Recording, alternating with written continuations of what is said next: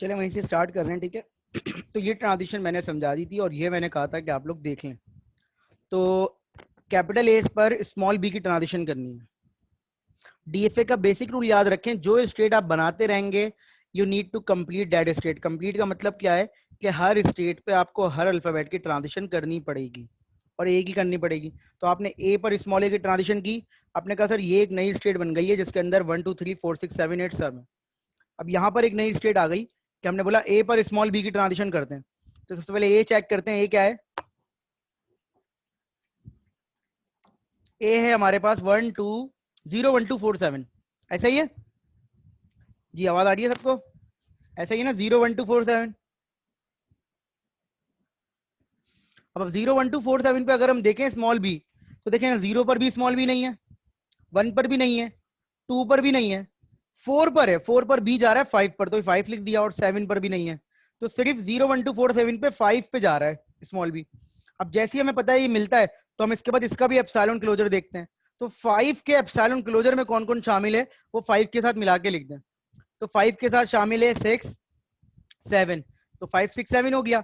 और 6 से वापस जा रहा है 1 2 4, तो 5 6 7 1 2 4। तो अगर मैं लिखूं तो ये हो गया 1 2 4 5 6 7। तो ये पूरी ट्रांजिशन जो है 0 1 2 4 7 स्मॉल बी पे विद एप्सिलॉन कहां जा रही है, 1 2 4 5 6 7। Is it clear? Is it clear? ये समझ में आ रहा है जी? ये क्लियर?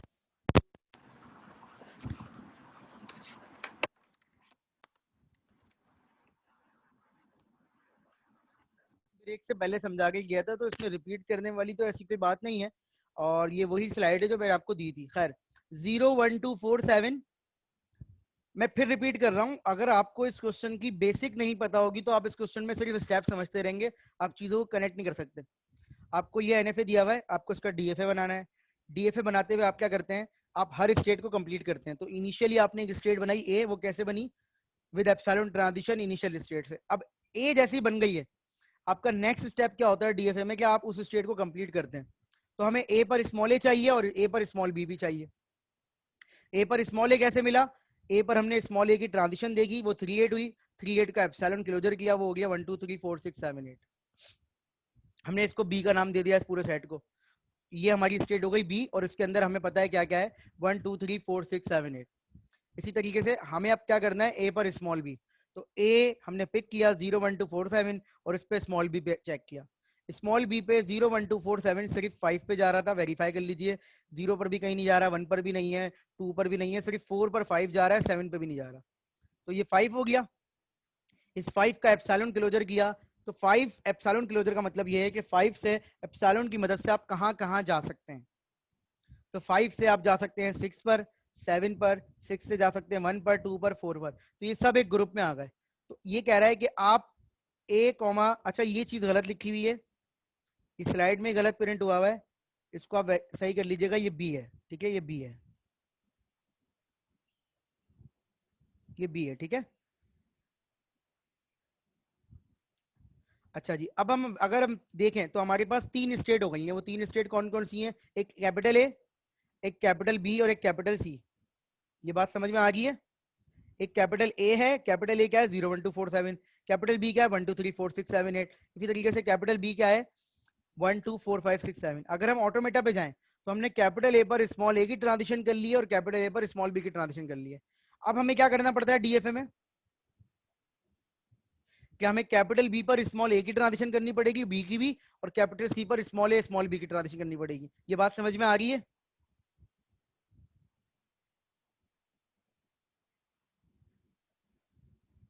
तो अब हमें कैपिटल बी पर स्मॉल ए की ट्रांजिशन करनी है और स्मॉल बी की। तो कैपिटल बी क्या था हमारा, ये देखें, कैपिटल बी था हमारा 1 2 3 4 6 7 8। अब मैं कैपिटल बी पर, ये देखें, यहां तक हमने कंप्लीट कर लिया। क्लियर हो गई ये बात? चूंकि ये डीएफए है तो हमें इस पे ए भी चाहिए, इस पे भी ए भी चाहिए। अब हम बी उठाएंगे यहां से, और बी पर स्मॉल ए और स्मॉल बी का काम करेंगे। लेंथी क्वेश्चन है, इसलिए पिक किया है ताकि आपको तमाम कॉन्सेप्ट क्लियर हो जाए। हमने बी पिक किया यहां से, ये रहा बी। अब बी पर स्मॉल ए की ट्रांजिशन देखते हैं। तो बी पर स्मॉल ए की ट्रांजिशन बता रही है 1 2 3 4 6 7 8। 1 पर स्मॉल बी नहीं, ए नहीं है, 2 पर स्मॉल ए नहीं है, 2 पर स्मॉल ए है 3, 4 पर नहीं है, 3 पर नहीं है, 6 पर नहीं है, 7 पर स्मॉल ए जा रहा है 8 पर, और 8 पर नहीं है। तो इन शॉर्ट अगर मैं आपसे ये कहूं कि 1 2 3 4 6 7 8 पर स्मॉल ए की ट्रांजिशन करें तो हम 3 8 पर जाते हैं, तो ये बात सही है या गलत है?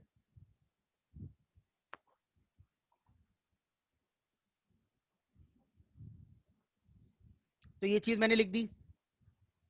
अब 3 8 पर अगर मैं एप्सिलॉन क्लोजर करूं तो मुझे क्या मिलेगा वो वेरीफाई कर लीजिए कि 3 8 पर अगर मैं एप्सिलॉन क्लोजर करता हूं तो मुझे क्या मिलेगा उसको वेरीफाई कर लीजिए। तो 3 8 पर एप्सिलॉन क्लोजर से मुझे मिलेगा, 3 से मुझे मिलेगा 6 7 1 2 4 और 8 से कुछ नहीं मिलेगा। तो 3 8 के एप्सिलॉन क्लोजर से मुझे दोबारा से क्या मिल जाएगा 1 2 3 6 7 4 6 7 8। ये बात भी समझ में आ गई? ऐसा ही है, 3 8 का अगर एप्सिलॉन क्लोजर करूंगा तो ये चीज मिल जाएगी। अब अगर इस चीज को आप देखें तो ये बिल्कुल बी के बराबर है। ऐसा ही है, ये सेट पूरा बी के बराबर है, ये सेट पूरा बी के बराबर है।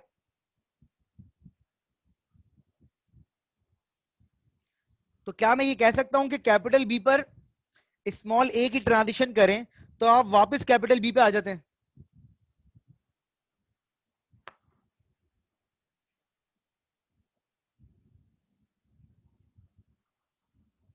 ऐसा ही है ना? देखें ये काम किया हमने, ये हुआ है। समझ में आ गई ये बात? अगेन रिपीट कर रहा हूं, चूंकि हम डीएफए पढ़ रहे हैं तो हमारी मजबूरी है कि हर स्टेट को कंप्लीट करना है। तो अब ये क्वेश्चन बहुत लेंदी है, लेंदी क्वेश्चन इसलिए लिया है कि आपको तमाम एंगल से क्वेश्चन समझ में आ जाए। अब मेरा नेक्स्ट स्टेप क्या होगा?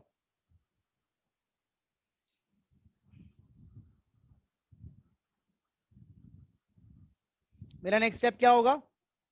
शाबाश, एनीवन?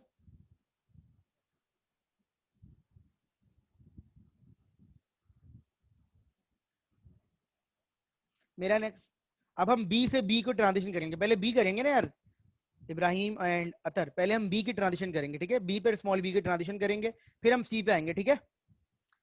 अब मैं बिलीव करता हूं कि ये स्टेप आपको सारे समझ में आ रहे हैं, तो बी पर स्मॉल बी की ट्रांजिशन कर लेते हैं। ये देखें, अब ये सब कुछ थ्योरेटिकल लिखा हुआ है, बी पर स्मॉल बी की ट्रांजिशन की तो 5 9 आ गया।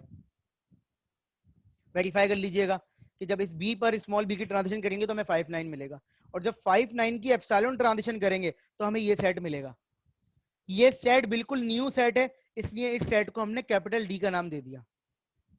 ये सेट बिल्कुल न्यू सेट है, इसलिए हमने इसको कैपिटल डी का नाम दे दिया, ठीक है? इस सेट को हमने कैपिटल डी का नाम दे दिया, तो हमने ये काम कर लिया है। देखें, ये देखें, बी पर जब स्मॉल बी की ट्रांजिशन की तो हमें एक नया सेट मिल गया, इसलिए हमने उसको डी का नाम दे दिया। अब सारे स्टेप तो मैं नहीं समझा सकता, तो कुछ जो आपको खुद समझने हैं, मतलब सिंपल सी चीज है, उसको वेरीफाई करना है बस। आंसर लिखे हुए। अब हमारा नेक्स्ट स्टेप क्या होगा? या तो हम सी की ट्रांजिशन कर लें या डी की ट्रांजिशन कर लें, या तो सी पे स्मॉल ए स्मॉल बी पिक कर लें या डी पे स्मॉल ए स्मॉल बी पिक कर लें। ऐसा ही होना चाहिए ना? तो हम देखें क्या कर रहे हैं, इन्होंने डी किया हुआ है पहले, तो हम डी कर लेते हैं। हम डी पे स्मॉल ए की ट्रांजिशन कर रहे हैं। डी क्या था? डी था 1 2 4 5 6 7 9। इस पे जब हम स्मॉल ए की ट्रांजिशन करेंगे तो हमें 3 8 मिल जाएगा, और 3 8 से जब हम एप्सिलॉन ट्रांजिशन करेंगे तो हमें दोबारा से वो कॉम्बिनेशन मिलेगा जो कॉम्बिनेशन ऑलरेडी बी के बराबर है। तो डी पे स्मॉल ए की ट्रांजिशन करेंगे तो हमें कैपिटल बी पे वापस जाना है। ये देखें, ये देखें, ये काम हो गया। ये क्वेश्चन खुद डिजाइन हो रहा है। अब हम करेंगे डी पर स्मॉल बी की ट्रांजिशन, तो डी हमारे पास ये है, हम स्मॉल बी देख कर लेते हैं। तो हमने स्मॉल बी देखा तो हमें मिल गया 5 10। 5 10 को जब हमने एप्सिलॉन क्लोजर किया तो 5 10 से जो हमें एक नया ग्रुप मिल गया वो है 1 2 4 5 6 7 10, क्योंकि 10 पहले किसी में नहीं था, तो एक ये नया ग्रुप हो गया। इस ग्रुप को हमने ई का नाम दे दिया, कैपिटल ई का। तो ये देखें, अब ऑटोमेटिक एक्सटेंड हो रहा है, लेकिन कुछ चीजें रिपीट भी हो रही हैं। अब हमारे पास दो स्टेट हैं जो इनकम्प्लीट हैं, एक सी और एक ई। हम सी को देख लेते हैं। सी पर स्मॉल ए स्मॉल बी, तो सी हमारे पास लिखा हुआ ये रहा। इस पे स्मॉल ए की ट्रांजिशन करेंगे तो क्या होगा? ये देखें, सी पर जब स्मॉल ए की ट्रांजिशन करेंगे तो हमें दोबारा फिर 3 8 मिल गया, और 3 8 हमें पता है कि हमने 3 8 को बार बार देखा है, 3 8 पर जब एप्सिलॉन क्लोजर करते हैं तो दोबारा से किसके बराबर हो जाता है? बी का। तो इसका मतलब है सी पे स्मॉल ए की ट्रांजिशन करेंगे तो हम कैपिटल बी पर चले जाएंगे। ये देखिए, सी पर स्मॉल ए की ट्रांजिशन की, कैपिटल बी पर चले गए। अब हमें क्या करना है, सी पर स्मॉल बी की ट्रांजिशन करनी है। ये सिर्फ आपने वेरीफाई करना है, ये सारा एक ही तरह से काम हो रहा है। अब जब सी पर हम स्मॉल बी की ट्रांजिशन करेंगे तो ये देखेंगे क्या होगा। हमें 5 मिला, 5 को जब हमने अगेन एक्सैलन क्लोजर किया तो हमें मिला 5, 1 2 4 5 6 7, 1 2 4 5 6 7 हमारा बी के बराबर था, सी के। तो सी पर स्मॉल बी की ट्रांजिशन से सी वापस आ गया। अब हमारे पास ऑटोमेटा में ई रहता है, हमने ई पर स्मॉल ए देखा, स्मॉल ए पर दोबारा फिर 3 8 पे जा रहा है, तो हम ये हमें पता है बी ए, ये बी होता है। और फिर जब स्मॉल ई, कैपिटल ई पर स्मॉल बी की ट्रांजिशन की तो हमें मिल गया वापस सी। तो ये ऑटोमेटा आपका फाइनल ये हो गया। सब लोग स्मॉल ए की ट्रांजिशन पर कहाँ जा रहे हैं, कैपिटल बी पर, बाकी बी पर चेंज हो रहा है। तो ये आपका फाइनल ऑटोमेटा हो गया। अब अगर आप चाहें तो capital A, capital B, capital C, capital D, capital E, इसके अंदर इनके नाम लिख सकते हैं जो ये आपने लिखे हुए थे। ये चाहे तो आप इनको न्यू नाम दे दें, क्योंकि नेम से कुछ नहीं होता, ये सारा काम वही हो रहा है कि एंड्स विद एबीबी। अगर हम इसको क्रॉस वेरीफाई करें, क्रॉस वेरीफाई का मतलब ये होता है कि हम इस पर कोई ट्रांजिशन दें और वो ए डबल बी पे एंड हो रही है तो क्या एक्सेप्ट होगा या रिजेक्ट। अच्छा फाइनल स्टेट बता दूं, इसमें फाइनल स्टेट कौन सी थी, 10। इसमें फाइनल स्टेट कौन सी थी, 10। तो यहाँ पर 10 जिसके सेट में आ रहा होगा वो फाइनल होगी। तो 10 यहाँ पर आ रहा है ई में, तो यहाँ पर ई क्या हो गई, फाइनल हो गई। Is it clear?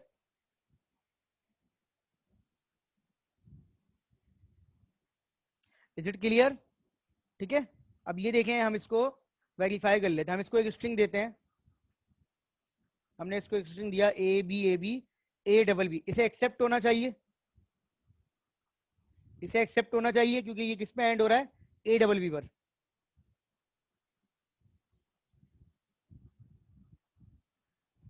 ये किस पर एक्सेप्ट हो रहा है, एंड हो रहा है ए डबल बी पर। ये देखें, अब वेरीफाई कर लेते हैं। ए पहली ट्रांजिशन, बी दूसरी ट्रांजिशन, फिर ए तीसरी ट्रांजिशन, फिर बी चौथी ट्रांजिशन, फिर बी पांचवी ट्रांजिशन, फिर बी छठी ट्रांजिशन, फिर ए सातवीं ट्रांजिशन, फिर बी आठवीं ट्रांजिशन, फिर बी नवीं ट्रांजिशन। देखिए ए डबल बी पे एंड हो रहा है। अगर हम फर्ज करें ये इसको कुछ और इनपुट दें, हम इसको वेरीफाई कर लेते हैं, ए बी बी इसको दे देते हैं। ये देखिएगा, A B B A, reject, capital B पे एंड हो रहा है, रिजेक्ट। Is it clear? जो हमने कन्वर्ट किया है, जो हमने कन्वर्ट किया है वो हमारा कन्वर्ट भी हो रहा है उसी क्वेश्चन के अंदर जिस क्वेश्चन को हमने डिजाइन किया है। Is it clear to all of you? यहां तक कोई सवाल है? एक और देख लीजिए, ये देखें, ये इसका ट्रांजिशन टेबल हो गया। करवा रहा हूं बेटा, करवा रहा हूं। ये देखें, ये इसका ट्रांजिशन टेबल हो गया।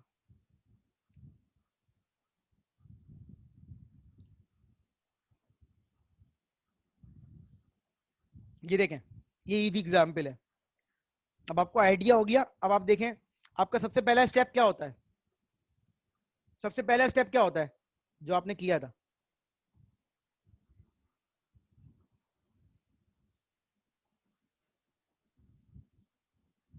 सबसे पहला स्टेप बताएंगे?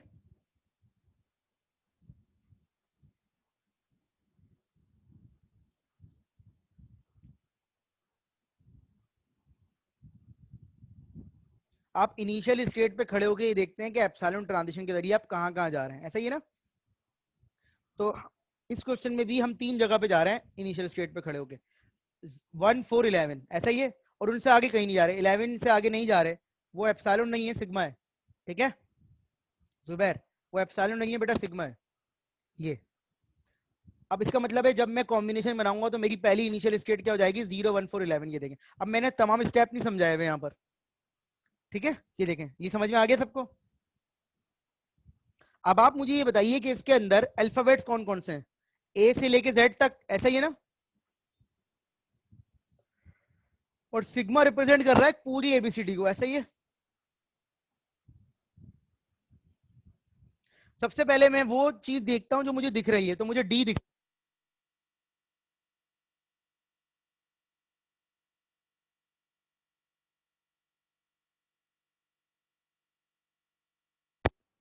याद आ गई सबको?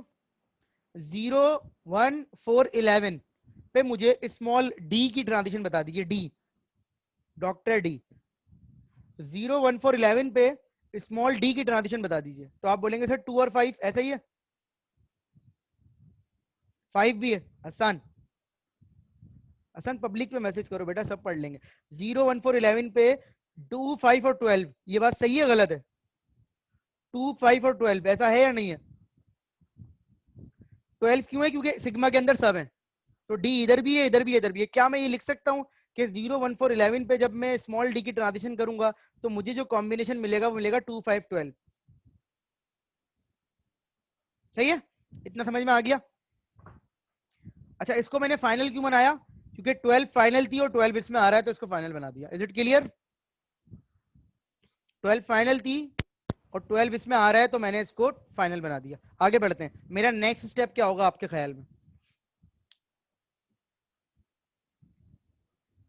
ओ नहीं बेटा, मैं 01411 पे बाकी सब ट्रांजिशन भी करूंगा, ऐसा है या नहीं है? मुझे इस पे स्मॉल ए भी देखना है, स्मॉल बी भी देखना है। ये लेंथी क्वेश्चन नहीं है, इसको ट्रिक से सॉल्व करेंगे। अब मुझे बताइए कि मेरे ऑटोमेटा की मिनिमम रिक्वायरमेंट क्या होती है कि हर स्टेट कंप्लीट हो। तो ये मेरी जो इनिशियल स्टेट है इसको मुझे कंप्लीट करना है। इस पे मुझे डी तो मिल गया, अब मुझे स्मॉल ए चाहिए। क्या आप मुझे बता सकते हैं स्मॉल ए कहां जा रहा है इन सब पे?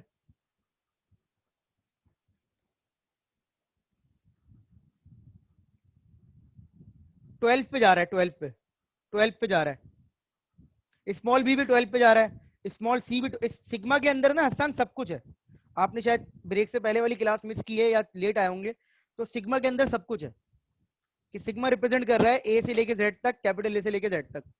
तो इसका मतलब है 01411 बी पर भी इधर जा रहा है, सी पर भी इधर जा रहा है, ई पर भी। क्या मैं ये कह सकता हूं कि डी के अलावा सब पे 12 पे जाएगा? क्या मैं इसको ऐसे लिख सकता हूं कि एक ट्रांजिशन बनाऊं और उस पर लिख दूं sigma minus D is going to 12?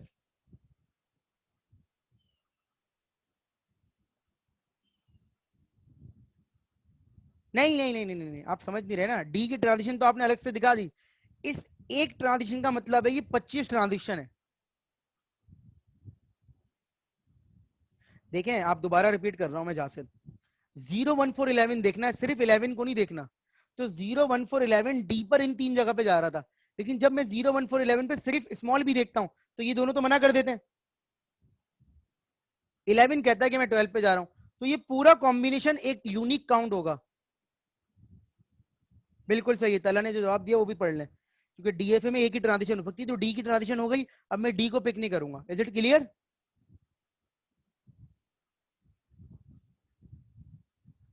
Yasir, ठीक है। तो क्या मैंने ये सही लिखा है? और इसको मैंने फाइनल क्यों बनाया है? क्योंकि मैंने 12 को यहाँ पर फाइनल दी। अब आ जाए, मेरा नेक्स्ट स्टेप क्या होगा? अब आप बता सकते हैं नेक्स्ट स्टेप। अब आप बोलेंगे सर 2 5 12 पे सारी ट्रांजिशन करनी है, तो सब सारी ट्रांजिशन में जो ट्रांजिशन दिख रही है वो देख लेते हैं। ओ, तो 2 5 12 ओ पर 3 6 पे जा रहा है, ऐसा है? 2 5 12 ओ पर ट्रांजिशन पे 3 6 पे जा रहा है, ऐसा ही है? तो ये चीज सही हो गई, ऐसा है। फाइनल क्यों बनाया? क्योंकि 3 फाइनल है, 3 6 में से 3 फाइनल है, फिर फाइनल बना दिया। अब बताएं नेक्स्ट स्टेप क्या होगा? 7 नहीं है, 7 तो बेटा यू पे जा रहा है ना, 7 नहीं है सन। अब बताएं नेक्स्ट स्टेप क्या होगा? 2 5 12 ओ के अलावा बाकी सब पे कहां जा रहा है? स्मॉल ए पे कहां जा रहा है 2 5 12?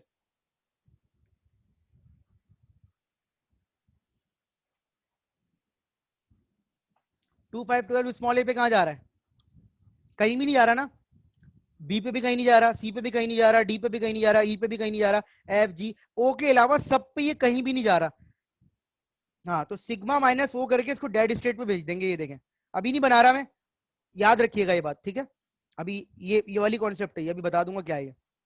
अब आ जाए इधर, इसका भी सिग्मा माइनस ओ की ट्रांजिशन रहती है। अब आ जाए इधर, 3 6, 3 6 मुझे दिख रहा है सिर्फ यू पे ट्रांजिशन कर रहा है, ऐसा है? 3 6 मुझे दिख रहा है कि सिर्फ यू पे ट्रांजिशन कर रहा है, तो यू पे कहां जा रहा है वो? 7 पे। ये देखें, अब इन्होंने कंप्लीट कर दिया, दिख रहा है आपको, ठीक है? 7 7 सिर्फ बी पे ट्रांजिशन कर रहा है, 8 सिर्फ एल पे ट्रांजिशन कर रहा है, 9 सिर्फ 10 पे ट्रांजिशन कर रहा है। इन सब ट्रांजिशन के अलावा बाकी ट्रांजिशन क्या हो रही है? नल पे जा रही है, डेड स्टेट पे जा रही है। तो ये देखें जरा, sigma minus O is going to date, sigma minus U, क्योंकि यू इधर हो गया तो यू बाकी सब इधर आ गए, बी इधर आ गया, बिग बी के अलावा सब इधर आ गए, एल इधर आ गया, एल के अलावा सब इधर आ गए, ई इधर आ गया, ई के अलावा सब इधर आ गए, ये सब हो गए। अब ये देखें 12 कहीं पर भी नहीं जा रहा, तो 12 पे सारी ट्रांजिशन डेट पे चली आएंगी, 10 भी कहीं नहीं जा रहा, 10 पे सारी ट्रांजिशन डेट पे चली आएंगी, तो ये कंप्लीट डीएफए हो गया। क्लियर? क्योंकि आपकी रिक्वायरमेंट ये है कि आपको हर स्टेट की ट्रांजिशन दिखानी होती है।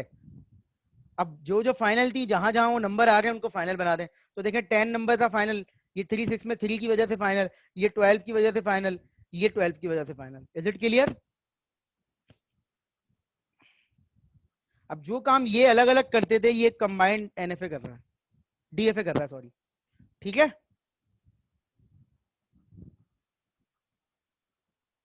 ये फाइनल हो गई आपकी।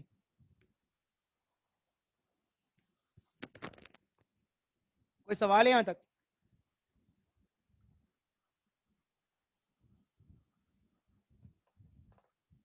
एक सवाल और है, ये देखें,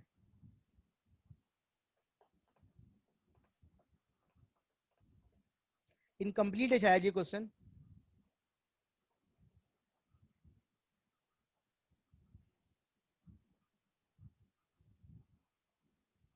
दिख रहा है आपको ये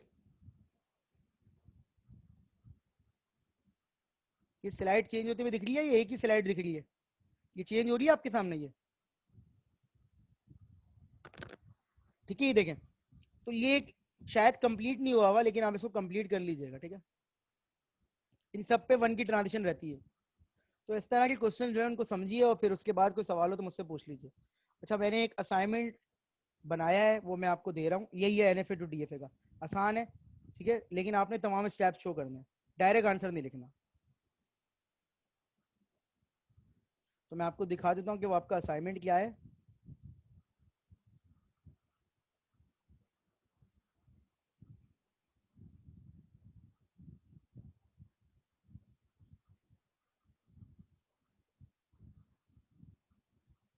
मैं गूगल क्लासरूम पे अपलोड कर दूंगा, मैं गूगल क्लासरूम पे अपलोड कर दूंगा, ठीक है। ये आपके 2 क्वेश्चन है, आपने इसको एनएफए में कन्वर्ट करना है। मैं असाइनमेंट शो इसलिए कर रहा हूँ कि इसमें एनएफए है, आपको डीएफए में कन्वर्ट करना है। मैं आपको शो इसलिए कर रहा हूँ क्योंकि इसके अंदर एप्सिलॉन नहीं है। अगर एप्सिलॉन ना हो तो आप क्या करेंगे, जो एप्सिलॉन वाला काम था उसको इग्नोर करके आगे बढ़ जाएंगे। समझ रहे हैं?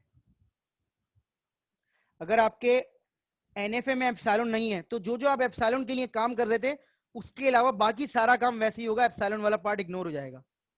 जैसे कि मैं आपको अगर ये वाले सवाल में बताऊं, तो देखें इनिशियल स्टेट एप्सिलॉन से कनेक्ट नहीं है, नहीं है ना?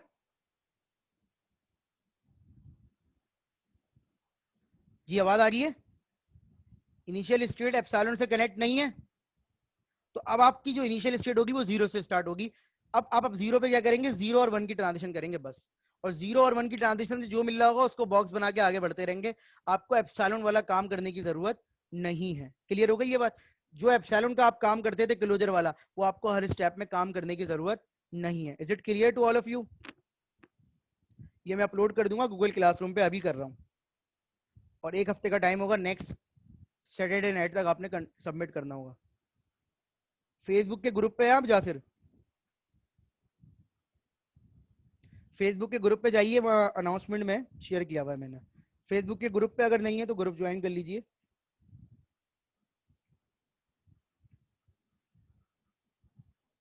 उसका लिंक जो है वो एलएमएस में मौजूद है। अच्छा जी, ये बात तो हो गई असाइनमेंट की, ठीक है। तो अब आप सोचिए कि आप लेक्सिकल एनालाइजर बना रहे हैं, और लेक्सिकल एनालाइजर जो है सर, वो आपने डिसाइड किया कि सर ये मेरे टोकन होंगे और ये तमाम चीज़ें होंगी। तो आपका मेन टारगेट क्या है? आपने जो जो टोकन जनरेट करने हैं, जो जो टोकन जनरेट करने हैं, आप उन टोकन का क्या करते हैं, एनएफए बना लेते हैं, और उस एनएफए को डीएफए में कन्वर्ट कर देते हैं। तो प्रैक्टिकली क्या होता है? प्रैक्टिकली सर ये होता है कि आपका कोड रन होता है, कोड रन होने के बाद क्या हो रहा होता है, कोड रन होने के बाद वो खुद ही टोकन जनरेट कर देता है। सबसे मेन टारगेट वही है जो मैंने आपको बताया, कि आपको पता होना चाहिए कि आपके एनएफए के अंदर, सॉरी, आपके लेक्सिकल के अंदर कितने टोकन है और कौन कौन से हैं। क्लियर हो गई ये बात? तो ये लेक्सिकल एनालाइजर का काम जो था वो खत्म हो गया। मूविंग फॉरवर्ड, हम आगे बढ़ रहे हैं और हम जा रहे हैं सिंटैक्स एनालाइजर पे। अब ये जो है एक बड़ा थोड़ा सा कॉम्प्लिकेटेड टॉपिक है। टू बी वेरी ऑनेस्ट, कोई एक क्लास मिस होती है तो चीज़ें फिर समझ में नहीं आएंगी, क्योंकि कनेक्शन है आपस में। ऑल दो के यू कैन वॉच रिकॉर्डिंग, लेकिन फिर भी रिकॉर्डिंग ही अगर देखनी होती है तो वो तो फिर आप वैसे भी देख सकते हैं। अब बिलीव हम ये करते हैं कि लेक्सिकल एनालाइजर हमारा सही काम कर रहा है, ठीक है ना।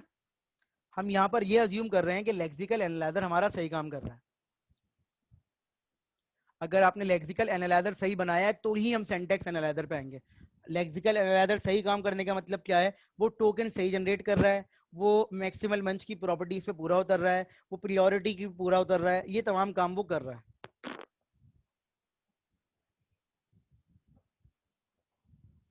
अगर लेक्सिकल एनालाइजर सही टोकन जनरेट कर रहा है तो हम आगे आ जाते हैं। ये बात आपको बताई थी कि देखें, अगर लेक्सिकल एनालाइजर ने टोकन सही जनरेट करने तो भी, या गलत जनरेट किए हैं तो भी, लेकिन अगर लेक्सिकल एनालाइजर सही टोकन जनरेट किए हैं तो अगर कोड सही है तो सिंटैक्स एनालाइजर के अंदर एक ट्री बनती है। सिंटैक्स एनालाइजर के अंदर एक ट्री बनती है।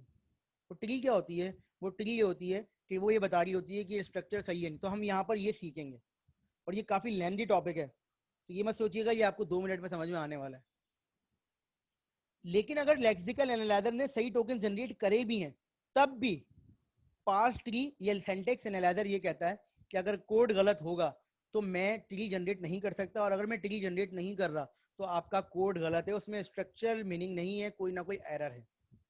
क्लियर हो रही है बात? आते हैं आगे। सिंटैक्स एनालाइजर को पार्सिंग भी कहते हैं। सिंटैक्स एनालाइजर को पार्सिंग भी कहते हैं।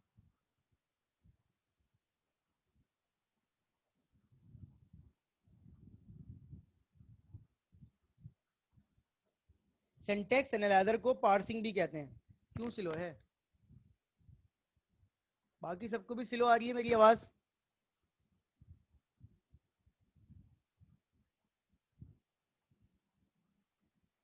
सही आ रही है? लो आ रही है? किस किस को स्लो आवाज आ रही है? मैं यार बहुत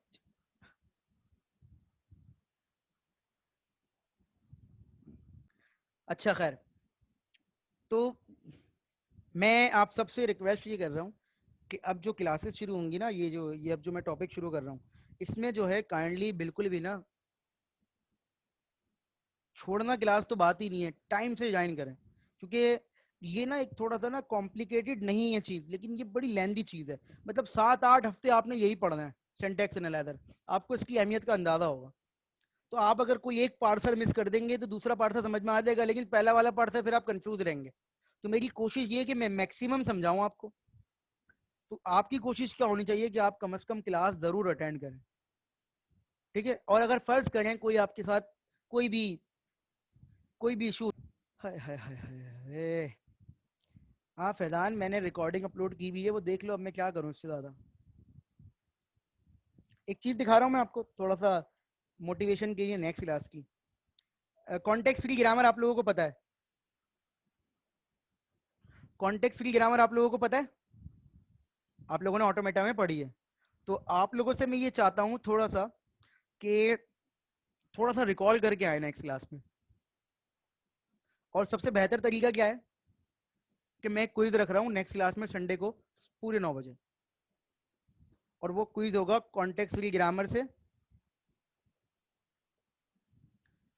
वो क्विज होगा कॉन्टेक्स्ट फ्री ग्रामर से या लेक्सिकल एनालाइजर किसी भी चीज से। मैंने पढ़ाया था भाई। मैं आपके साथ लिंक शेयर कर दूंगा जो मैंने कॉन्टेक्स्ट फ्री ग्रामर पढ़ाया है। आप चाहें तो एक ग्रामर होती है आपके पास, और एक आपके पास होती है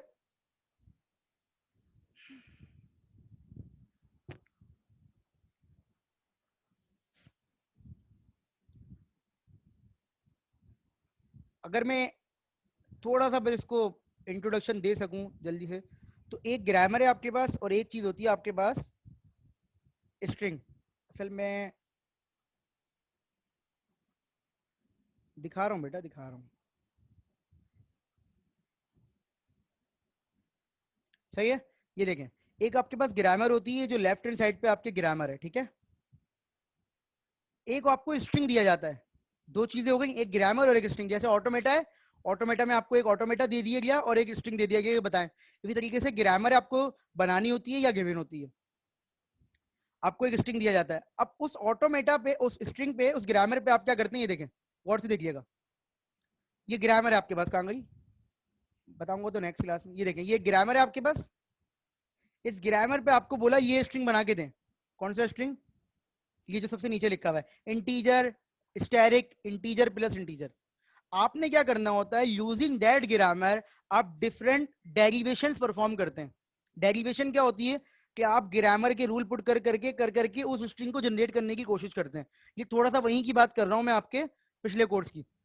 अगर वो स्ट्रिंग बन जाता है तो आप कहते हैं कि ये स्ट्रिंग इस ग्रामर पे वैलिड है। अगर नहीं बनता तो आप कहते हैं ये स्ट्रिंग इस ग्रामर पे वैलिड नहीं है। तो एक चीज कहलाती है डेरिवेशन, जिसके जरिए आप पता कर सकते हैं, और एक चीज कहलाती है आपके पास पास ट्री। ये देखें, ये ट्री, ये लेफ्ट हैंड साइड पे जो लिख रहे हैं ये डेरिवेशन है, राइट हैंड साइड पे जो बना रहे हैं वो पास ट्री है। ये दोनों चीजें मेरी हेल्प करती हैं ये बताने के लिए कि गिवन स्ट्रिंग आपकी ग्रामर पे वैलिड है या नहीं है। ये बात समझ में आ रही है? जिस तरीके से ऑटोमेटा पे स्ट्रिंग आप चेक करते हैं एक्सेप्ट या रिजेक्ट हो रहा है, इसी तरीके से ग्रामर में चेक करने का तरीका क्या है, डेरिवेशन या पास ट्री। Is it clear? बहुत सारी लिमिटेशंस हैं, बहुत सारी रिस्ट्रिक्शंस हैं। अभी तो मैंने सिर्फ आपको एक जर्नल चीज दिखाई है। समटाइम जैसा होगा कि आपका स्ट्रिंग नहीं बनेगा तो आप क्या करेंगे, समटाइम जैसा होगा आपकी पास ट्री नहीं बनेगी तो आप क्या करेंगे। तो इन तमाम चीजों से अवॉइड करने के लिए हमारे पास डिफरेंट एल्गोरिथम हैं इन एक्शंस को परफॉर्म करने के। वो एल्गोरिथम कहलाते हैं पार्सिंग एल्गोरिथम। पार्स ट्री है ना, पार्सिंग एल्गोरिथम। तो जो पार्सिंग एल्गोरिथम हमारे पास हैं उनको हमें इस कोर्स में पढ़ना है। Is it clear? तो थोड़ा आइडिया हो रहा होगा आपको। तो मैं क्या चाहता हूं आपसे, मैं ये चाहता हूं आपसे, ये देखें, मैं ये चाहता हूं आपसे कि आप कम से कम कॉन्टेक्स्ट फ्री ग्रामर की बेसिक रिवाइज करके आ जाएं। अगर ये नया टॉपिक होता तो मैं आपको खुद पढ़ा रहा होता, लेकिन चूंकि ये एक पुराना टॉपिक है तो डेफिनेटली मैं ये चाहता हूं कि आप वो पढ़ के आए। ये देखें, ये डिफरेंट पार्ट्स के लिए में पढ़नी होती है। तो ये तमाम चीजें जो कि मैं नेक्स्ट क्लास में डिस्कस करूंगा। ये मीटिंग